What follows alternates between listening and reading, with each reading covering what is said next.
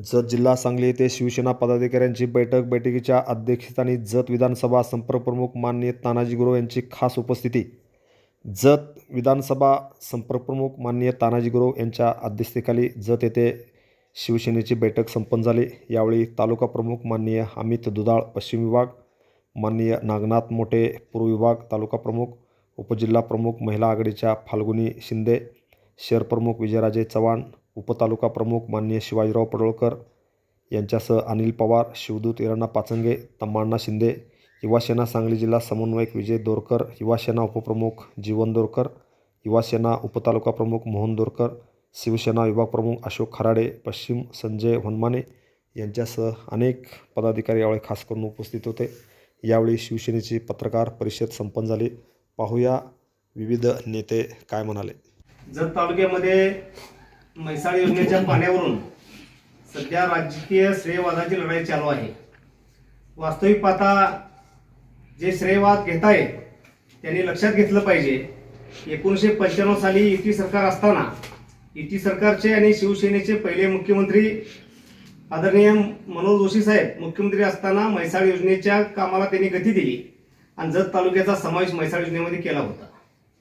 यानंतर 2019 साली शिवसेनेचे पक्षप्रमुख आणि महाराष्ट्राचे मुख्यमंत्री उद्धव ठाकरे साहेब यांनी म्हैसाळ विस्तारित योजनेला मंजुरी दिली.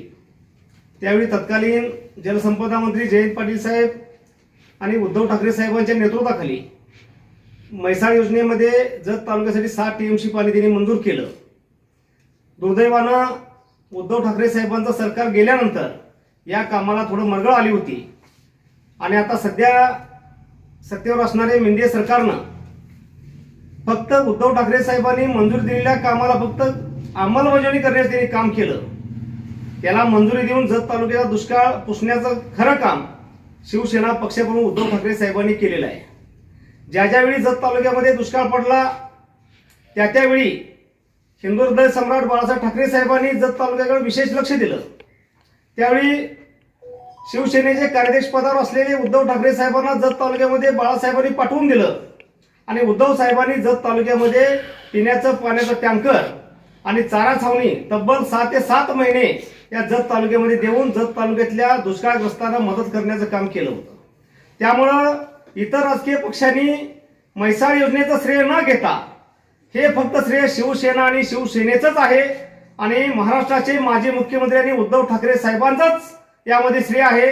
त्यामुळे इतर राजकीय पक्षांनी म्हैसाळ योजनेच्या श्रेयवादाची लढाई आता बंद करावी आणि इथून पुढच्या काळामध्ये सुद्धा उद्धव ठाकरे साहेबांच्या भक्कम नेतृत्वाखाली जत तालुक्यातल्या दुष्काळग्रस्तांचा त्यांचा अश्रू पुसण्याचं काम फक्त शिवसेनाच करणार आहे आणि आम्ही सर्व शिवसेनेचे जत तालुक्यातले पदाधिकारी आम्ही सर्व जत तालुक्यातल्या दुष्काळग्रस्तांच्या पाठीशी ठामपणे उभे आहोत. ज्यावेळी अडचण आली, ज्यावेळी जत तालुक्यात संकट आली त्यावेळी जत तालुक्यामधले शिवसेनेचे माजी जिल्हा प्रमुख आप्पासाहेब काटकर साहेब आणि शिवसेनेचे माजी उपजिल्हा प्रमुख कैलासवासी बाबुरावदादा दुधाळ यांनी सुद्धा जत तालुक्यामध्ये वेगवेगळे आंदोलन केले आहेत आणि आम्ही सुद्धा जत तालुक्यातल्या पदाधिकाऱ्यांनी आमच्या जिल्हा प्रमुख संजय बापू युबुते आणि आमचे संपर्क तानाजी गुरव साहेबांच्या नेतृत्वाखाली जत तालुक्यामध्ये वेगवेगळे आम्ही आंदोलन केले आहेत, मोर्चे काढलेले आहेत, उपोषणाचा आम्ही अस्त्र उपसलेलो आहे. त्यामुळे जत तालुक्यातल्या इतर राजकीय पक्षांनी श्रेयवादाची लढाई बंद करावी, अन्यथा आम्ही शिवसेना या इथून पुढच्या काळामध्ये गप बसणार नाही. हे एवढं बोलतो आणि थांबतो. ठाकरे गट या गटाच्या वतीनं आता आमचे तालुका प्रमुख पूर्वचे नागनाथ मोठे साहेब यांनी म्हैसाळच्या उर्वरित कामाचं श्रेय कशा पद्धतीनं विरोधक घेत आहेत आणि कशा पद्धतीनं शिवसेनेचं त्यात योगदान आहे हे आपल्याला सविस्तरपणे आता सांगितलेलं आहे. जत तालुक्यामध्ये सर्वच राजकीय पक्षातील सर्वच पुढाऱ्यांनी थोड्याफार प्रमाणामध्ये सर्वांचा खालीचा वाटा असेल. त्या किंबहुना मी सांगू इच्छितो त्यामध्ये अन्य पक्ष सोडून जे पाणी संघर्ष समिती असू द्या, तुकाराम बाबा महाराज असू द्यात, बागडे महाराज असू द्यात किंवा जे स्थानिक ग्रामस्थ जे शेतकऱ्यांनी जे आंदोलन केलं त्या आंदोलनाचं सर्व श्रेय व आपण सर्व मीडियातून आपण पत्रकार बंधू सर्व अधिकारी यांनी जो पाठपुरावा केला त्या जनतेच्या रोषाला घाबरून त्या सरकारनं फक्त अंमलबजावणी करण्याचं काम ह्या शिंदे सरकारने केलेलं आहे. परंतु हे जे काम उर्वरित म्हैसाळ योजनेचं टेंडर निघलं असेल तर कदाचित आम्हाला याची भीती वाटते कदाचित हे काम इलेक्शनच्या लोकसभेच्या या आचारसंहितेमध्ये अडकू नये आणि जनतेचा एप्रिल फूल होऊ नये याची आम्हाला भीती वाटत आहे. त्यामुळं आपण सर्वांनी या विषयी गांभीर्य घेणं गरजेचं आहे. या म्हैसाळच्या श्रेयवादावर मी काही जास्त बोलणार नाही, परंतु जत तालुक्यामध्ये सातत्यानं दुष्काळ पडलेला असताना जो इथला प्रमुख प्रश्न आहे, जो पाण्याचा विषय बाजूला ठेवून जो खऱ्या अर्थानं इथला शेतकरी जो अडचणीत आला त्याचे मूलभूत जे प्रश्न असतील त्याविषयी इथल्या राज्यकर्त्यांनी बोलण्याची गरज आहे. कारण इथला शेतकऱ्याला दुबार पेरणीचं संकट सामोरं जावं लागलेलं आहे. आपण जर परवाच्या पेपरला बघितला तर ज्वारीचं उत्पादन सुद्धा या भागातील शेतकऱ्यांना घेता आलं नाही. अशी वस्तुस्थिती असताना या भागातील शेतकऱ्यांना पीक विमा मिळालेला नाही. यावर कोणताही राजकीय पक्ष बोलत नाही. या भागामध्ये टँकरची संख्या 30 वरून जवळजवळ 60च्या घरात गेलेली आहे. जे म्हैसाळचं आवर्तन चालू आहे ह्याच्यात देखील पैसे भरल्याशिवाय हे पाणी जे काही बंधारे असतील तलावात सोडण्यात येत नाही. ही वस्तुस्थिती आहे. यावर देखील राज्यकर्त्यांनी बोलण्याची गरज आहे. जो दुष्काळी भागावर सातत्याने अन्याय होतो तो म्हणजे दुष्काळ पडल्यानंतर सरकार खडबडून जागं होतं. परंतु कालच्याच पेपरला आपण बघितलं असेल, जिथं महापूर अजून आलेला नाही, जिथं अजून उन्हाळा चालू आहे, महापूर येण्याच्या अगोदर शासनानं तिथली तजवीज म्हणून 200-300 कोटीचं नियोजन तिथं करून ठेवलेलं आहे महापूर येईल या भीतीनं. परंतु दुष्काळ पडून देखील आम्ही सातत्याने मागणी करत असतो नियोजनासाठी. दुष्काळ पडू नये किंवा याचं नियोजन अगोदर व्हावं यासाठी नियोजन कमिटीची बैठका घेणं जरुरी आहे. परंतु शासनानं याकडे गांभीर्यानं कधीही बघितलेलं नाही. दुसरी एक माझी प्रमुख मागणी आहे, ज्या पद्धतीनं महाराष्ट्र शासनानं 16 फेब्रुवारी 2024 रोजी एक GR पारित केला होता, त्या GR मध्ये जत तालुका दुष्काळ परिस्थिती ही शासनानं घोषित केली होती. त्या अनुषंगानं यामध्ये शासनानं जो GR केला होता प्रामुख्याने मी उल्लेख करावा वाटतो की सहकारी कर्जाचं पुनर्गठन करण्यात यावं असं शासनानं परिपत्रकामध्ये स्पष्ट नमूद केलेलं आहे. त्याच पद्धतीनं शेतीशी निगडीत कर्जाच्या वसुली स्थगिती देण्यात येत आहे असं त्या GR मध्ये नमूद असताना मार्च एंडच्या नावाखाली जत तालुक्यातील कमीत कमी 3 सदस्य जिल्हा या DCC बँकेवर संचालक असताना या सर्व DCC सांगलीकृत बँका ज्या असतील शेतकऱ्याच्या निगडीत बँका आहेत या बँकेनं वसुलीचा तगादा लावलेला आहे. या वसुली पाठीमागं शासनानं ही वसुली थांबवा किंवा सक्तीची करू नका म्हणलेले देखील असताना 101च्या कलमाच्या खाली त्याच्या आधारे या वसुली होत आहेत. शेतकरीचा दुष्काळामुळं अनेक उद्योगधंदे अडचणीत आल्यामुळं बाजारामध्ये रोजगार उपलब्ध नसल्यामुळं अनेक लोक बेकार होत आहेत. त्यामुळं यांना कर्ज कशी फेडायची हे सर्व छोटे मोठे उद्योगधंदे असेल यांना सर्वांना अडचणीचं जत तालुक्यामध्ये ठरत आहे. त्यामुळं जत तालुका शिवसेनेच्या वतीनं आजच आम्ही मान्य उपविभागीय अधिकारी प्रांताधिकारी यांना लेखी स्वरूपाचं निवेदन दिलेलं आहे.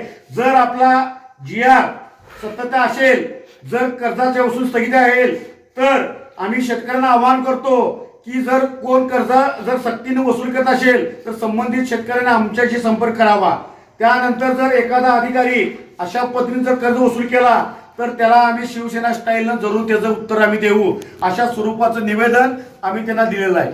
त्याच पद्धतीनं आपल्याला मी एक प्रामुख्याने एक विषय आपल्या समोर पत्रकार बंधूच्या वतीनं जनतेसमोर मांडत आहे. 13 मे 2015 हा शासनाचा केंद्र शासनाचा एक निर्णय आहे. त्या शासन निर्णयामध्ये असं म्हणतं की आवर्षण व पूर परिस्थितीमध्ये शेतकऱ्यांना कशा पद्धतीची मदत दिली गेली पाहिजे असं त्या GR मध्ये नमूद आहे. तो GR असं म्हणतो की जर नैसर्गिक आपत्ती महापूर आला तर त्या पाण्यामध्ये राहणारी घरं असतील, जनावरं असतील किंवा त्या प्रापंचिक वस्तू त्याचं मोजमाप त्याची किंमत ठरवली जाते. परंतु त्याला त्या भागातील शेतकऱ्यांना त्या पुरामध्ये होणाऱ्या नागरिकाला त्याची भरपाई दिली जाते. परंतु वर्षानुवर्षे या दुष्काळाच्या खाईत जो आमचा इथला नागरिक या दुष्काळाच्या चक्रामध्ये अडकलेला आहे याला कोणत्याही राजकीय पक्षांना बाहेर काढण्याचं काम हे आतापर्यंत केलं नाही. प्रामुख्यानं नागनाथ मोठेंनी ज्या पद्धतीने सांगितलं ज्या वेळेस जर तालुक्यात दुष्काळ पडेल अगदी 1986 पासून जर बघितलं आपण तर पाण्याच्या टँकर असू द्या, चारा छावणी असू द्या, ज्या दुष्काळ पडला त्यावेळी शिवसेना मदतीला धावून आलेले आहे. अनेक आपण जर आताच्या जर बातम्या बघितल्या, शिवसेना एकदा भाजपसोबत आंदोलनात सहमती झाले, सामील झाले, एकदा काँग्रेससोबत झालं असेल, परंतु शिवसेनेची नाळ ही जनतेच्या प्रश्नाशी जोडलेली आहे. कारण 80% समाजकारण, 20% राजकारण करण्याचं धोरण आम्हाला माननीय पक्षप्रमुखांनी बनवून दिलेलं आहे. त्यामुळे जनतेच्या प्रश्नासाठी जिथं सर्व पक्ष एकत्र येतात तिथं जनतेच्या आवाजासाठी आम्ही त्यात पुढाकार प्रामुख्याने घेतलेला आहे. या पुढच्या देखील कालावधीमध्ये जर सरकार जर चुकीच्या पद्धतीने वागत असेल तर इथून पुढच्या काळामध्ये आमचे आंदोलन चालूच असतील. अगदी आमचं खरडा भाकरी आंदोलन असू द्या, आमचा घंटानाद आंदोलन असू द्या, किंवा आमचा आक्रोश मोर्चा असू द्या, अगदी आमचा तालुक्यामध्ये आम्ही घेतलेला जो होऊ दे चर्चेचा विषय असू द्या, आम्ही सातत्यानं जनतेसमोर मांडण्याचा प्रयत्न केलेला आहे.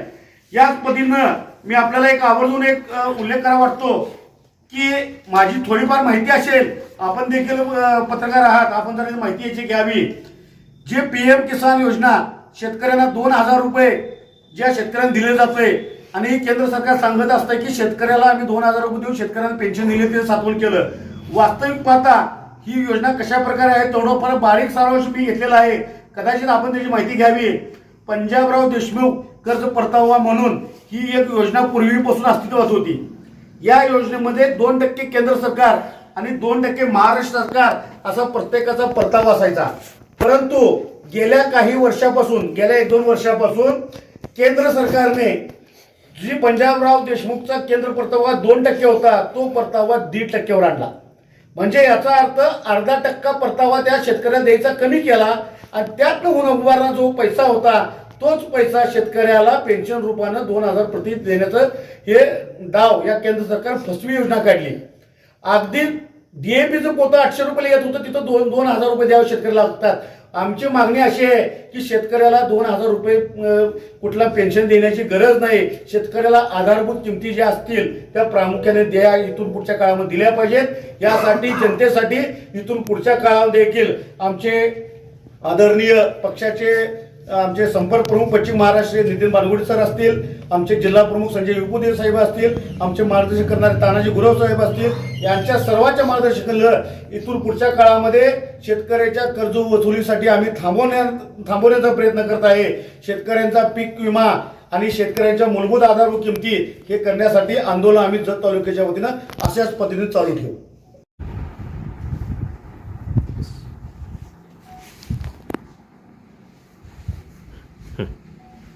जय महाराष्ट्र. शिवसेना उद्धव बाळासाहेब ठाकरे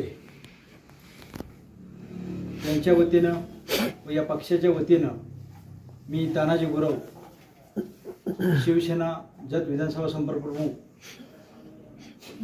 गेली 2 ते 3 महिने आम्ही सतत या दुष्काळ भागाच्या परिस्थितीवर मात करण्यासाठी 1 ते 2 वेळा मोर्चे काढले.